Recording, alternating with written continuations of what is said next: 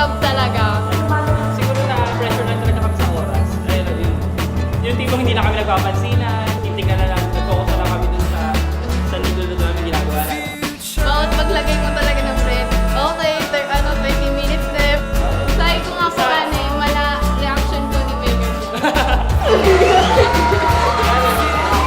Kasi first time namin, tapos na, sabi pa ilan na, siyempre, overwhelmed. Mga iska, sana supportahan nyo kami sa darating na sinanay. Marami kayong maasahan po sa amin para tayo ang banderang PUP. Tama.